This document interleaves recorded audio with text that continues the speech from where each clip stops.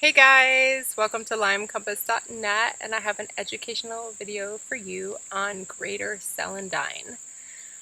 When I was in herb school, Greater Celandine was introduced to me as a topical medicine, and that basically you would be harvesting the leaf stem and pushing forth, I don't know if you can see this, yellow gooey liquid. In about a week more, when I break these tips off, we'll get very juicy yellow liquid coming out. I've been watching these carefully, saying, okay, are you almost ready? You almost ready? And I think in about a week more is when we're going to really see that bright yellow. You can see right here where it broke off, there's some oozing happening. But when I was in herb school, we were taught that this yellow liquid used topically on skin tags or warts would help heal them. And that's basically what was introduced to me about celandine. Since then, I have learned that this is such an amazing medicinal plant to use internally. Stephen Buhner writes about Greater Celandine in his co-infection books, and he talks about its use in Babesia, Ehrlichia, Anaplasma, and Mycoplasma. He indicates this herb to be used anytime there is severe brain inflammation or central nervous system inflammation, for any time there's a serious cognitive impairment going on. He also talks about like neurobehavioral problems that we often see manifest in children with Lyme disease. So other amazing properties of this plant are that it suppresses the cytokine cascade, it's an anti-inflammatory, it's antimicrobial, antiviral, antifungal. It helps heal ulcers, it calms excess ATP production, and it stimulates the production and release of bile. It's been used in Chinese medicine for thousands of years. The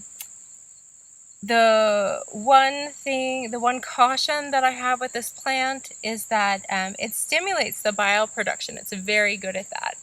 And if you have any kind of liver damage or inflamed bile duct openings, and liver damage can occur from our heavy use of antibiotics and other pharmaceuticals.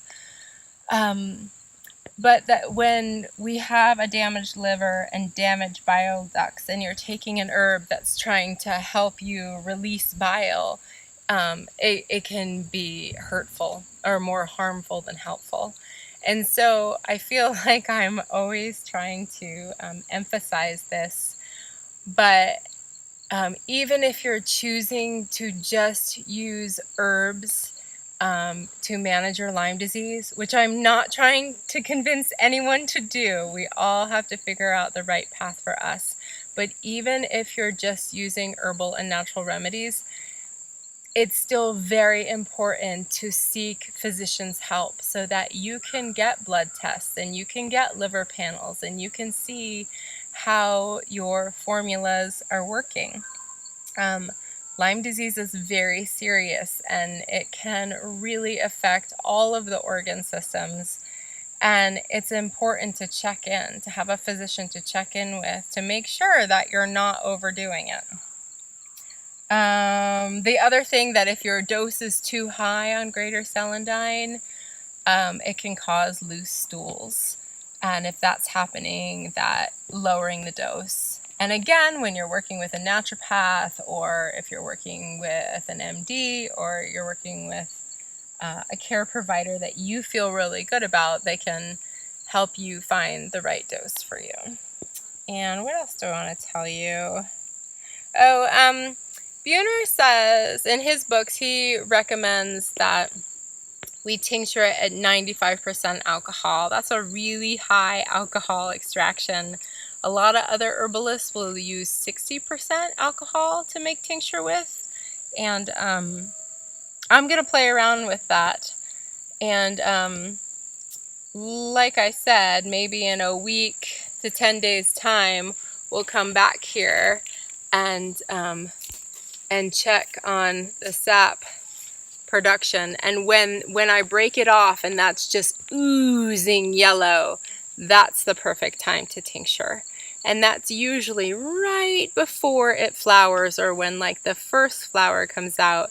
It has this very sweet yellow flower that's anywhere between a quarter and $50 size coin. But yeah, this is a powerful medicine. And I just want to point out, this is the one time of the day when the celandine really gets sun on it, and it's later in the day right now. We're under an apple tree, and this celandine stays in the shade for most of the day, and it likes moist soil, and this is pretty wet to touch even on the top here. So those of you on the West Coast, this might be harder, or in drier climates, this might be a harder plant for you to grow. But for those of you that get rain or have ample drip irrigation or whatnot, this will do great in the shade in a moist area. I hope you all are doing well. Thanks.